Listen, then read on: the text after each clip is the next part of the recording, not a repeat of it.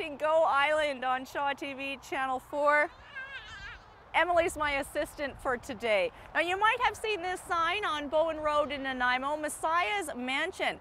It opens on Saturday, September the 15th, and we're going to find out what it's all about on this edition of Go. Also in the lineup, your island chef Michael Williams is here with some homemade fruit popsicles. I bet you Emmy would like to have a couple of those. We're also going to check in with Barry Bailey in the Comox Valley. He's going to talk to a local farmer about what growing local, producing local does for your health and for the economy. Jen Moranitz checks in with McMorrin's Beach House in Cordova Bay, just outside of Victoria. It closed 2 years ago and is finally reopening. Annette Lucas looks ahead to Run for the Mountain, which takes place on Saturday, September the 15th. But before we get to any of this, I had an opportunity to visit with, well, a fisherwoman, a bistro operator, and a fantastic young lady from the Maritimes, and they're running a program called This Fish, from hook to fork. Do you know where your seafood comes from? And I'm just getting little notes from my assistant. Thanks, Emmy.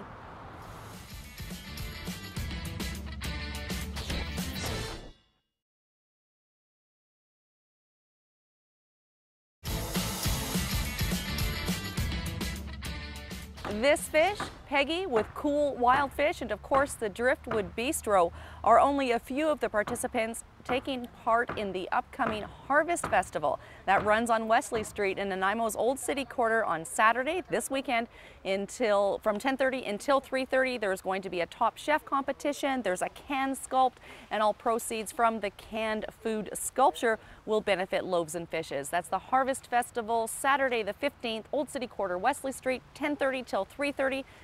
On Saturday, as I've mentioned a couple of times. Coming up next on this edition of Go Island, we're going to throw things down to Jen Moranitz because the well-known McMorrin's Beach House has finally reopened after shutting its doors more than 2 years ago. Here's Jen Moranitz.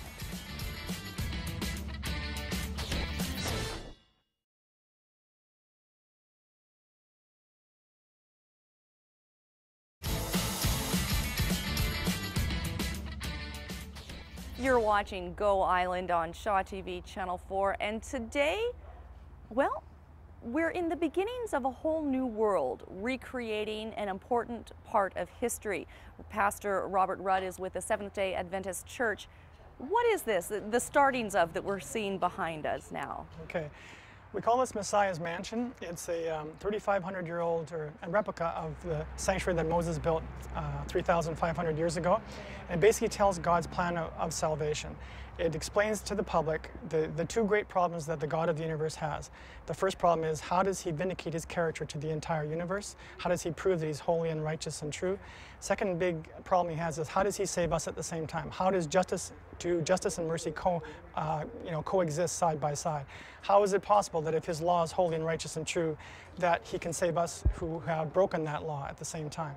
And so this is God's answer. This is his great teaching tool that has been used for thousands of years now to teach people all over the world how he solves those two great issues. I have my daughter here today. Emmy's giving me little notes. Thank you, sweetheart. Working on a day off. Yes, that happens. Now, this exhibit, it's a traveling museum exhibit, yes. Messiah's Mansion. It's only the second time in Canada? Yes. Is that right? Well, that's the second time for this museum. What's happened is this was originally instigated in the U.S. We have two Messiah's Mansions traveling in the U.S. full time, but this is the first one in Canada. It was just built this last spring.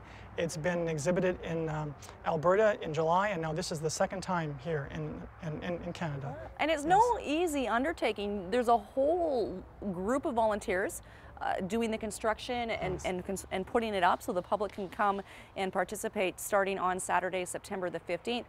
And it's taking a few days. Yes. So it's obviously worth it. It's a big job. Yes. Volunteers doing it, so there isn't money being exchanged to do it. Why is it so valuable? Why? Because the people, as you say, they're all volunteers. We all love God. It took 7 churches basically, volunteers on Sunday. If you'd have come out on Sunday, you would have seen probably 50 or 60 people. We have over 500 stakes driven in the ground here. And we all do it because we love God. We want to spread the message of the gospel. And this is how God did it for thousands of years. So we wanted to recreate this living museum, as you call it, because this was God's teaching tool. And if we can do this, We can walk people through God's entire plan of salvation from beginning to end. When they come out, hopefully they'll be a little closer to God. Maybe those people who don't think about God will think, is there really a God? And this is some evidence that there really is one. And how do I get to know that God better? That's our reason for doing it. And hopefully they'll want to learn and grow.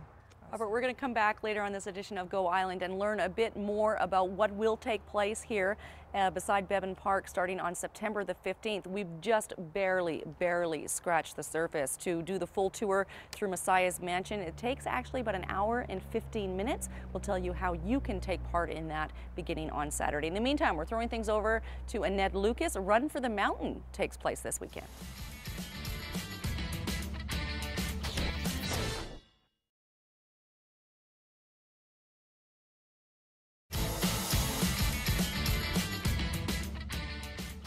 This year's Run for the Mountain takes place on, guess what, Saturday, September the 15th. You can register still at Front Runners, or you can even do that at Westwood Lake on race day. Last year, they raised more than $30,000. Coming up next, right here on Go Island, we're going to throw things up to Barry Bailey in the Comox Valley. He's talking to a local farmer about organic produce and the many benefits of it.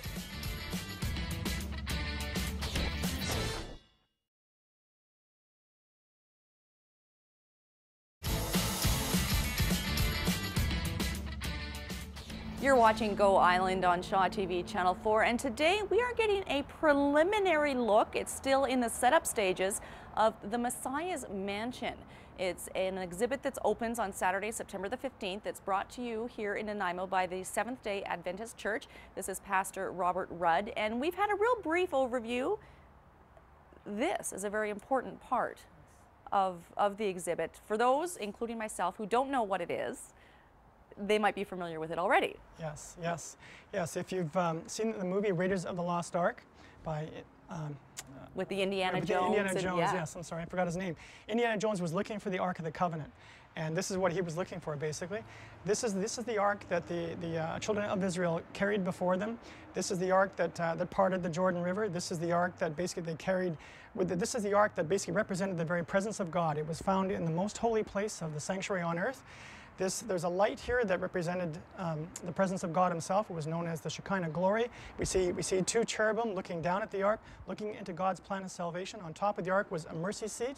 Again, as we talked about in the last bridge, how does God blend mercy with justice? This is where it all happens. This is God's judgment scene. This is a heavenly courtroom. You see all the angels on the curtain behind us. Once a year, the high priest was to come into this room. The work of judgment was to be carried out. Anybody who had not confessed their sins to God before this judgment was finished was lost forever. This is a lot of significance. Inside the ark, we see God's holy 10 commandment law, which was never to change. This is a transcript of God's very character. And also we have Aaron's rod that budded. Aaron was a high priest back in Moses' day, and there's a whole story behind that. And then the golden pot of manna, when the Israelites were traveling through the desert, this is how God fed them with manna from heaven. What is this? I see the almonds and the... Yeah, well, what happened, this is a story, I don't think we have enough time in our 3-minute segment, but this was a story of rebellion against the leadership in the church back then. And Aaron was chosen by God, and so what happened is everybody laid their rods down, their staffs down, and only Aaron's rod budded. It grew live almonds and budded, and so it was God's way of telling the people, you know, this was the leadership that I've chosen. We will not tolerate any rebellion in the church, basically. You've done very well, Robert, to condense everything. I know we have a very short amount of time to get through a huge amount of content here, and that's why you need to come and experience it for yourself. If you want to learn more, it starts on Saturday, September the 15th. They run continuously tours that are free from 1 until 8:15, and there's a great website. We'll put it up on the screen for you now that you can go and get more information. Coming up next on Go Island, it's Michael Williams, your island chef.